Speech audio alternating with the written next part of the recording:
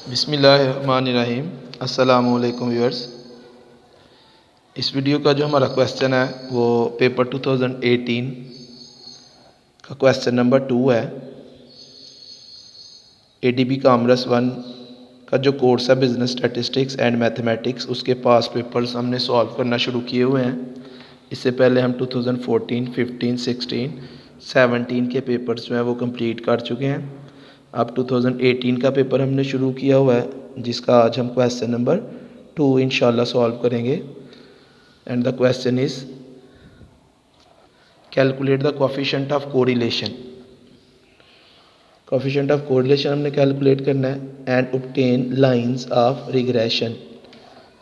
Lines of regression का मतलब दोनों लाइंस हमने फाइंड करनी है, regression line y on x and regression line x and y। तो पहले हम इनके फार्मूलाज लिखते हैं जो कुछ हमने कैलकुलेट करना है, क्योंकि हमने इस क्वेश्चन में दोनों रिग्रेशन लाइंस फाइंड, मैं पहले रिग्रेशन लाइन लिखता हूँ, फिर मैं बाद में कोफिशिएंट ऑफ कोरिलेशन का फार्मूला लिखता हूँ और आपको उसमें बताता हूँ कि हम कौन सा फार्मूला इसमें यूज़ करेंगे। तो number 1, regression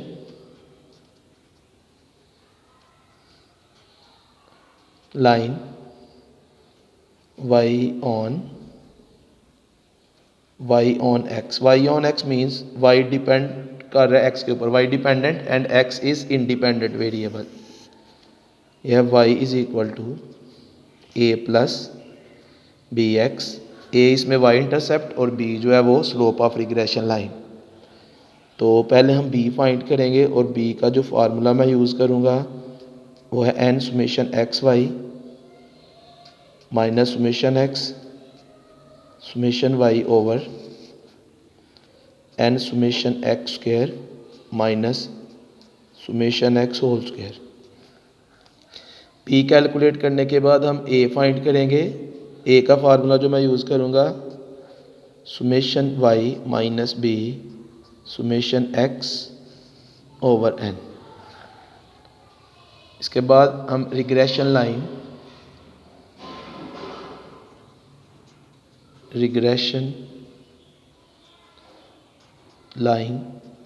x on y find करेंगे। x ऑन y का मतलब अब x डिपेंडेंट और y इंडिपेंडेंट। ये line x is equal to, x intercept को हम c से डिनोट कर लेते हैं और जो regression line y on x का रिग्रेशन कोफिशिएंट है जो इसकी स्लोप है उसको d से डिनोट कर लेते हैं। तो ये लाइन आ गई x is equal to c plus D Y. तो इसमें जिस तरह हमने इधर पहले b फाइंड करना है, इसमें हम पहले d फाइंड करेंगे और d का यही सेम फार्मूला, सिर्फ आपने न्यूमरेटर में x की जगह y लिख देना है, सॉरी डिनोमिनेटर में आपने x की जगह y लिख देना है, न्यूमरेटर सेम, डिनोमिनेटर में आपने जस्ट x को रिप्लेस कर देना है y के साथ। तो ये आ गया n summation x Y minus summation x into summation y over n summation y square minus summation y whole square. इसी तरह a के फार्मूले में आपने x और y को इंटरचेंज कर देना है, तो c का फार्मूला आ जाएगा c is equal to summation x minus, अब b की जगह d आएगा, d summation y over n। अब हमने रिग्रेशन कोरिलेशन कोफिशिएंट हमने फाइंड करना है। आमतौर पर जो हम कोरिलेशन कोफिशिएंट का फार्मूला यूज़ करते हैं in terms of x and y, वो हम यूज़ करते हैं n summation x Y minus summation x summation Y over square root of n summation X square minus summation X whole square into n summation Y square minus summation Y whole square. लेकिन इस question में हम ये formula use नहीं करेंगे, क्योंकि जो correlation coefficient है उसकी डेफिनेशन है correlation coefficient is the geometric mean of two regression coefficients. तो हम ये वाला फार्मूला इसका यूज़ करेंगे, r is equal to plus minus square root of b multiply by D. जो हमारे पास b और d का आंसर आएगा हम उन दोनों वैल्यूज़ को मल्टीप्लाई करके उसका स्क्वायर रूट ले लेंगे तो हमारे पास आर की वैल्यू आ जाएगी। अब हमने इधर से प्लस का साइन यूज़ करना है या माइनस का, दोनों में से एक साइन यूज़ करेंगे। ये जो रिग्रेशन कोफिशिएंट्स हैं बी और डी, जो इन दोनों का साइन होगा वही आर का साइन होगा, क्योंकि दोनों रिग्रेशन कोफिशिएंट्स और कोरिलेशन कोफिशिएंट इन तीनों का साइन सेम होता है। अगर तो दोनों रिग्रेशन कोफिशिएंट्स नेगेटिव होंगे तो हम फार्मूले में माइनस का साइन यूज़ करेंगे, और अगर दोनों रिग्रेशन कोफिशिएंट्स पॉजिटिव होंगे तो फिर हम प्लस का साइन यूज़ करेंगे। तो मैं इस क्वेश्चन में ये फार्मूला यूज़ करूँगा। क्यों? क्योंकि मैंने दोनों रिग्रेशन कोफिशिएंट्स तो फाइंड करने ही करने हैं, तो इसलिए मैं ये फार्मूला यूज़ करूँगा। मेरी कैलकुलेशन थोड़ी शॉर्ट हो जाएगी, जिससे आपका टाइम सेव हो जाएगा। तो हम पहले ये जो टोटल्स इन फार्मूलाज में यूज़ हो रहे हैं, पहले हम वो टोटल्स के लिए कॉलम कंप्लीट करते हैं। एक्स की वैल्यूज़ जो क्वेश्चन में गिवन है 3, 4, 5, 6, 7, 8, 9, 10, 11 एंड 12। वाई की वैल्यूज़ हैं 25, 24, 20, 20, 19, 17, 16, 13, 10 एंड 6। एक कॉलम हमें रिक्वायर्ड है एक्स स्क्वेयर का, एक कॉलम हमें चाहिए वाई स्क्वेयर का, और एक कॉलम एक्स इंटू वाई, क्योंकि इनके टोटल्स फार्मूलों में यूज़ हो रहे हैं। तो पहले हम ये कॉलम्स कंप्लीट करते हैं, फिर हम इन कॉलम्स के टोटल फाइंड कर लेंगे। तो एक्स स्क्वेयर, एक्स की हर वैल्यू का स्क्वेयर लेंगे। 3 का स्क्वेयर 9, 4 का स्क्वेयर 16, 5 का स्क्वेयर 25, 6 का स्क्वेयर आएगा 36, 7 का स्क्वेयर 49, 8 का स्क्वेयर 64, 9 स्क्वेयर 81, 10 का स्क्वेयर 100, 11 का स्क्वेयर 121, 12 का स्क्वेयर 144। इसी तरह हम y की हर वैल्यू का स्क्वायर लेंगे। 25 का स्क्वायर आएगा 625, 24 का स्क्वायर 576, 20 का स्क्वायर आएगा 400, 20 का स्क्वायर 400, 19 का स्क्वायर 361, 17 का स्क्वायर 289, 16 का स्क्वायर 256, 13 का स्क्वायर 169, 10 का स्क्वायर 100, 6 का स्क्वायर 36। अब x और y का प्रोडक्ट फाइंड करना है, x और y को मल्टीप्लाई करना है। 3 मल्टीप्लाई बाय 25 75 आ जाएगा, 4 मल्टीप्लाई बाय 24 ये आ जाएगा 96, 5 multiply by 20 100, 6 multiply by 20 120, 7 multiply by 19 ये आ गया 133, 8 मल्टीप्लाई बाय 17 136,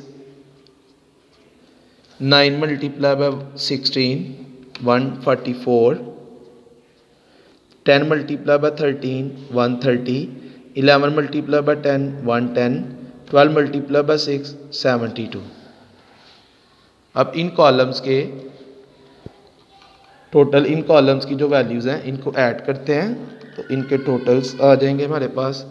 पहले हम x की वैल्यूज़ को ऐड करेंगे, तो इसका टोटल आएगा सुमेशन x 3 + 4 + 5 + 6 + 7 + 8 + 9 + 10 + 11 + 12, ये आ गया 75।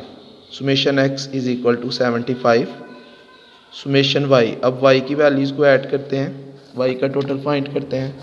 25 + 24 + 20 + 20 + 19 + 17 + 16 + 13 + 10 + 6, ये आ गया 170। सुमेशन x², x के कॉलम की जो वैल्यूज़ हैं, x के कॉलम की वैल्यूज़ को हम ऐड करते हैं। इसका total 9 + 16 + 25 + 36 + 49 plus 64 plus 81 plus 100 plus 121 plus 144, यह आ गया 645। Summation X square is 645। Summation Y square के कॉलम को हम ऐड करते हैं, वाई स्क्वायर की वैल्यूज़ का टोटल फाइंड करते हैं। 625 plus 576 plus 400 plus 400 plus 361 plus 289 plus 256 plus 169 plus 100 plus 36, ये टोटल आ गया जी 3212। सुमेशन एक्स वाई, अब लास्ट कॉलम की वैल्यूज़ को ऐड करते हैं। 75 plus 96 plus 100 plus 120 plus 133 plus 136 plus 144 plus 130 plus 110 plus 72,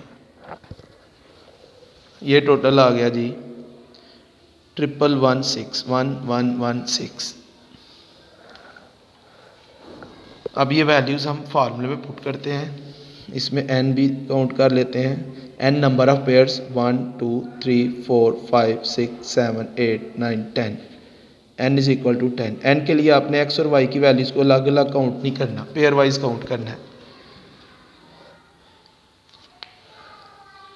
तो पहले हम regression line y on x find करेंगे।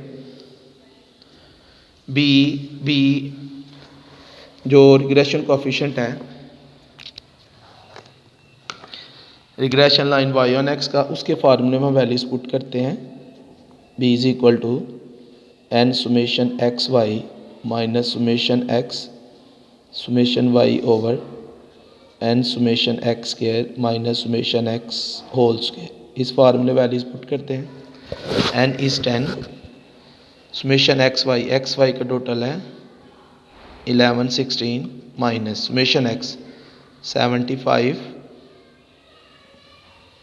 Summation Y 170 over and 10 summation X square 645 minus summation X whole square 75 whole square. 10 को इसके साथ मल्टीप्लाई करेंगे तो यह आ जाएगा 11160 माइनस 75 मल्टीप्लाई बाय 170 12750 ओवर, इन दोनों को मल्टीप्लाई करेंगे आ जाएगा 6450 माइनस 75 स्क्वायर 5625। अब 1160 माइनस 12750, तो न्यूमरेटर आ गया हमारे पास -1590, इसमें से इसको माइनस करेंगे 6450 माइनस 5625, तो डिनोमिनेटर आ गया 825। अब -1590 को डिवाइड करेंगे 825 पे, तो regression coefficient y on x, इसका आंसर आ गया -1.927। अब हम y इंटरसेप्ट a फाइंड कर लेते हैं। a का फार्मूला जो हम यूज़ कर रहे हैं वो है summation y minus b summation x over n। Summation y 170 minus b, ये जो हमने ऊपर फाइंड किया है ये माइनस ये वाला आया, और b के आंसर के साथ भी माइनस है, आपने ब्रैकेट यूज़ कर लेनी है। -1.927 multiply bye summation x is 75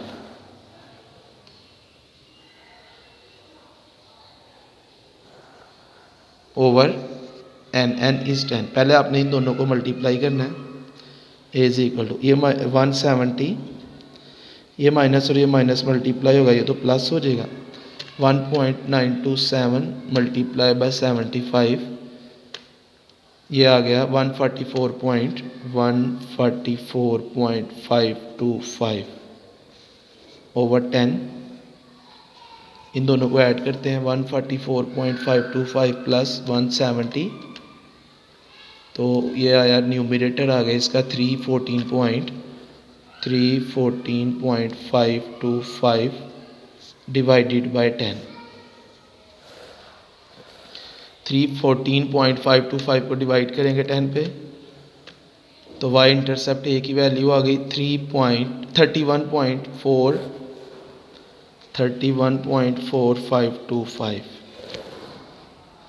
तो regression line y on x की दोनों क्वांटिटीज़ हमने फाइंड कर ली। अब इस इक्वेशन में हम वैल्यूज़ पुट करते हैं। इसमें a है 31.4525, 31.4525। बी क्योंकि नेगेटिव है तो ये माइनस का साइन आएगा इधर, ये आ जाएगा -1.927x। ये हमारे पास y hat estimated value of y, estimated equation आ गई हमारे पास। अब इसके बाद हमने regression line x on y find करनी है। उसके लिए पहले हम regression coefficient of y on x find करेंगे, जिसको हमने d से डिनोट किया है, और उसका फार्मूला है d is equal to n summation x Y minus summation x summation Y over n summation Y square minus summation Y whole square. क्योंकि ये जो न्यूमरेटर है b का भी और d का दोनों सेम है, तो ये हम ऊपर कैलकुलेशन कर चुके हैं, तो हम डायरेक्ट ऊपर वाली वैल्यू लिख सकते हैं -1590 over 10 into summation y square का टोटल है 3212 माइनस सुमेशन वाई 170 और इसका स्क्वायर -1590 ओवर, इन दोनों को मल्टीप्लाई करेंगे 32120 माइनस 170 का स्क्वायर, 170 का स्क्वायर आएगा 282900। d is equal to -1590 over 32120 minus 28900, तो डिनोमिनेटर आ गया 3220। अब हम -1590 को डिवाइड करेंगे 3220 पे, तो ये आ गया -0.494। अब पहले मैं ये जो दोनों रिग्रेशन कोफिशिएंट्स हमने फाइंड किए हैं, इन दोनों में कुछ रिलेशंस है वो डिस्कस करते हैं। पहली चीज़ तो ये आपने नोट करनी है कि दोनों रिग्रेशन कोफिशिएंट्स का साइन सेम होगा। Regression coefficient y on x आप देख सकते हैं नेगेटिव आया, तो regression coefficient x on y भी नेगेटिव आया। यहाँ तो दोनों रिग्रेशन कोफिशिएंट्स नेगेटिव होंगे, यहाँ दोनों रिग्रेशन कोफिशिएंट पॉजिटिव होंगे। दूसरी चीज़ एक इनमें रिलेशन है कि अगर डिस्पाइट दी साइन को नज़रअंदाज करते हुए अगर एक रिग्रेशन कोफिशिएंट ग्रेटर देन 1 आ जाए तो दूसरा रिग्रेशन कोफिशिएंट हमेशा 1 से लेस होगा। जैसे कि आप देख सकते हैं इस क्वेश्चन में जो बी का आंसर आया वो 1.927 है, ये ग्रेटर देन 1 है, तो ये जो दूसरा रिग्रेशन कोफिशिएंट है वो 0.494 है, वो लेस देन 1 है। तो अगर एक रिग्रेशन कोफिशिएंट 1 से ग्रेटर होगा तो दूसरा रिग्रेशन कोफिशिएंट 1 से लेस आएगा। साइन दोनों के सेम होंगे, यहाँ दोनों पॉजिटिव होंगे, यहाँ दोनों नेगेटिव होंगे। अब इसके बाद हम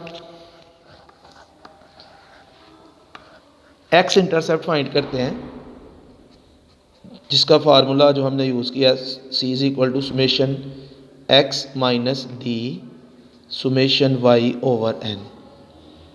इस फार्मूले में वैल्यूज पुट करते हैं। C is equal to summation x is 75 minus d is minus 0.494 multiplied by summation y is 170 over 10। 75 ये माइनस इस माइनस से मल्टीप्लाई हो रहा है, प्लस हो जाएगा, इन दोनों को मल्टीप्लाई करते हैं 0.494 मल्टीप्लाई बाय 170, ये आ गया 83.98 ओवर 10। ऊपर वाली दोनों वैल्यूज़ को ऐड करते हैं 75 प्लस 83.98, तो न्यूमरेटर आया 158.98 158.98 डिवाइडेड बाय 10। 158.98 को डिवाइड करेंगे 10 पे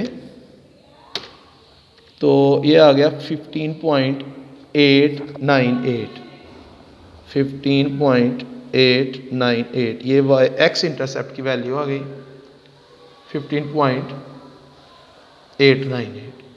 अब ये वैल्यूज़ हम regression equation x on y में पुट करते हैं तो x hat is equal to जो इसकी एस्टिमेटेड वैल्यू आ गई, पहले हम डी की वैल्यू पुट ए सी की वैल्यू पुट करेंगे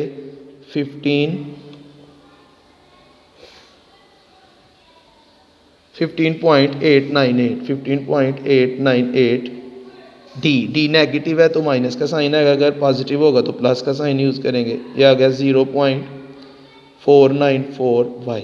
ये हमारे पास दूसरी रिग्रेशन इक्वेशन जो है वो भी एस्टिमेट हो गई। अब हमने कोरिलेशन कोएफिशिएंट फाइंड करना है और उसके लिए हम ये फार्मूला यूज़ करेंगे, ये रूट वाला b मल्टीप्लाई बाय डी। तो क्योंकि दोनों रिग्रेशन कोएफिशिएंट हमारे नेगेटिव आए, दोनों रिग्रेशन कोएफिशिएंट्स का जो साइन है वो है negative. Regression coefficient y on x का साइन भी नेगेटिव और regression coefficient x on y का साइन भी नेगेटिव, तो इसलिए कोरिलेशन कोएफिशिएंट भी नेगेटिव होगा। तो ये फार्मूले में जो स्क्वायर रूट के बाहर दो साइन है उसमें माइनस का साइन यूज़ होगा, b मल्टीप्लाई बाय डी। ये माइनस बाहर और स्क्वायर रूट में हम b और d की वैल्यूज पुट करेंगे। b की वैल्यू है -1.927 multiply by d, d is -0.494 minus, इन दोनों को पहले मल्टीप्लाई करेंगे, मल्टीप्लाई करके जो आंसर आएगा उसका स्क्वायर रूट ले लेंगे। तो दोनों को मल्टीप्लाई करते हैं, -1.927 मल्टीप्लाई बाय -0.494, तो ये आया 0.951938, इसका स्क्वायर रूट ले लेंगे।